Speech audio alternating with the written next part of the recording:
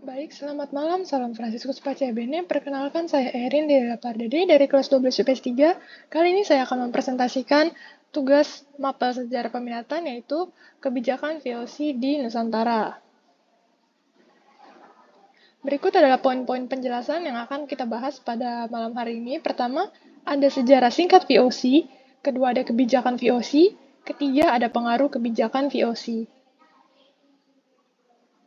Apa itu VOC? VOC adalah Verenigd Oost-Indisch Company pada tanggal 20 Maret 1602 yang merupakan perkumpulan dagang orang-orang Belanda. Perkumpulan ini bertujuan ingin memonopoli aktivitas perdagangan di Asia dalam pelaksanaannya. VOC tidak hanya memiliki kebebasan dalam perdagangan, akan tetapi juga memiliki hak-hak istimewa yang disebut hak oktroi. Hak-hak tersebut diantaranya memiliki mata uang sendiri maupun hak untuk melakukan perang. VOC mendirikan perusahaannya dengan markas yang berada di Batavia, yang saat ini disebut sebagai Jakarta. Tetapi sebelumnya markas tersebut berada di Banten. Selain itu, terdapat daerah lain di Indonesia yang juga dijadikan markas oleh VOC, khususnya pada daerah pedalaman yang memiliki banyak potensi rempah-rempah seperti Maluku. Salah satu alasan tersebut merupakan latar belakang VOC didirikan. Pada wilayah Maluku, VOC mengembangkan usaha dagangannya dengan memperdagangkan pala dan fuli. Kegiatan ini juga tidak terlepas dari kekerasan terhadap masyarakat lokal, termasuk pembunuhan massal. Apa saja kebijakan-kebijakan VOC di Indonesia? Jika membaca kembali awal penjajahan Belanda di Indonesia, tepatnya pada tahun 1592, kita bisa melihat bahwa tidak sedikit hal-hal yang menyangkut Belanda yang masih berpengaruh hingga kini. Selain itu, ada pula sebuah daerah di mana orang-orang Eropa bisa berdagang dengan Jepang.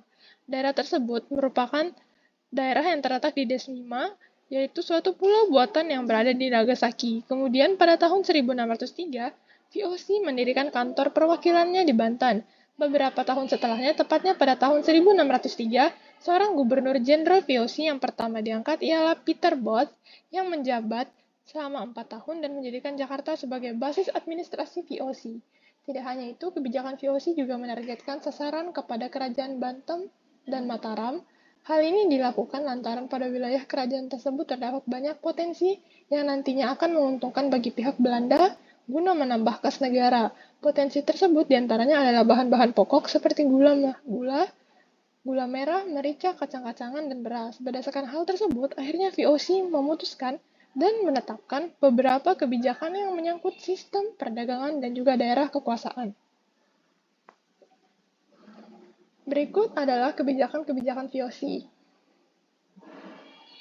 Kebijakan VOC yang pertama yaitu membangun benteng dan menguasai beberapa pelabuhan guna menjalankan monopoli perdagangan. Salah satu pelabuhan yang pernah dikuasai VOC adalah Pelabuhan Jayakarta. Pada mulanya, pelabuhan ini dikuasai oleh Kesultanan Banten.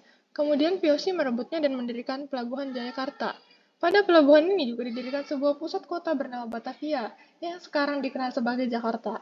Setelahnya, melalui kota pelabuhan tersebut, VOC semakin mengendalikan perdagangannya di Nusantara.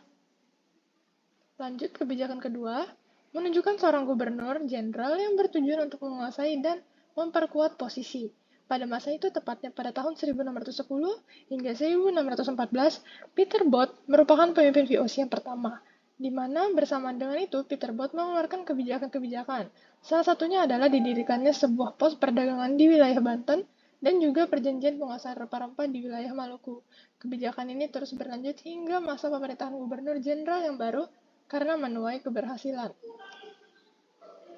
Lanjut kebijakan ketiga, VOC melaksanakan semua hak-hak oktroi yang sepenuhnya diberdirikan oleh pemerintah Belanda. Hak tersebut merupakan hak monopoli perdagangan, hak untuk memiliki mata uang sendiri, hak dalam membentuk perjanjian dengan pemimpin maupun penguasa lokal, hak membentuk angkatan perang dan juga melakukan perang, serta hak untuk memungut pajak.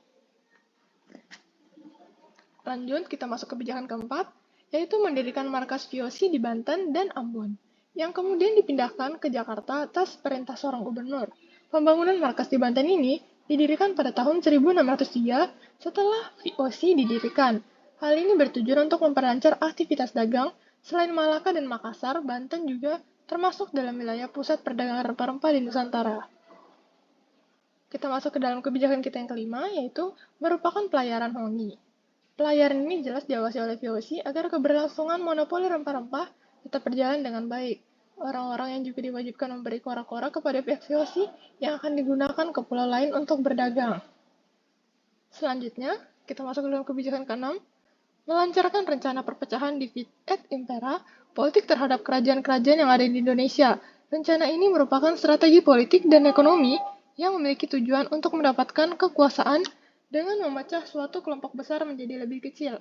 Hal tersebut bertujuan untuk memudahkan penyerangan untuk tujuan penguasaan. Misal, apabila terdapat dua kerajaan yang berseteru, maka VOC mengambil bagian dengan membantu satu pihak. Dari jasa bantuan yang diberikan, maka VOC mendapat imbalan berupa wilayah kekuasaan. Oleh karena itu, semakin banyak wilayah kekuasaan yang dikuasai oleh koloni Belanda di Indonesia. Kebijakan ketujuh, adanya hak untuk memusnahkan rempah-rempah yang melebihi ketentuan. Pada pelayaran ini, VOC membuat aturan dan perjanjian dengan meminta kepada raja dan pemimpin negeri untuk memusnahkan pala dan cengkeh. Selanjutnya, kebijakan ke-8, adanya kewajiban yang disebut Verplicht Leverantie, yaitu suatu kewajiban yang dibebankan oleh pemerintah Belanda kepada rakyat Indonesia agar menjual rempah-rempah dengan harga yang telah ditetapkan. Rempah-rempah tersebut berupa hasil bumi seperti tembakau dan juga kopi. Selanjutnya, yaitu kebijakan ke-9, yaitu kebijakan terakhir kita, berlakunya sistem yang disebut sistem periangan, yang merupakan aturan larangan menjual kopi ke pedagang swasta. Selain itu, VOC juga menetapkan sebuah aturan di mana kepada wilayah agar secara rutin melakukan setoran wajib dalam menanam kopi. Pengaruh kebijakan-kebijakan VOC, pertama, kita bisa melihat karena kerajaan-kerajaan di Indonesia ditangani oleh VOC, maka beberapa kerajaan akhirnya terbagi dan lahir kerajaan baru yang dikuasai oleh VOC. Kedua, rakyat Indonesia mengakui sistem intelektual mata uang kemajuan modern dan senjata api termasuk meriam yang berasal dari pemerintah Belanda. Ketiga, ada hak-hak istimewa bagi Belanda membuat rakyat Indonesia menderita dan miskin. Keempat, adanya ancaman kematian bagi rakyat atas hak pemudaran. Kelima, pelayaran hongi mengandung unsur perampokan, penyitaan, pembunuhan, dan juga perbudakan. Sistem pemerintahan, dalam pelaksanaannya, pemerintahan VOC menerapkan sebuah sistem pemerintahan yang tidak langsung yang disebut juga dengan sistem feudalisme. Sistem ini sudah lama diterapkan dan berkembang di Indonesia, di mana memiliki struktur kekuasaan yang dijalankan oleh kalangan bangsawan. Struktur ini bertugas mengendalikan kerjasama dengan pemimpin lokal di berbagai wilayah. Pada artikel ini, kami telah berusaha memberikan informasi tentang kebijakan-kebijakan VOC yang pernah berkuasa di Indonesia. Baik, sekian dari saya. Terima kasih. Selamat malam. Salam Fransiskus Pacae Bene. Maaf jika ada kesalahan kata, dan maaf jika ada yang masih kurang berkenan. Sekian dari saya. Terima kasih.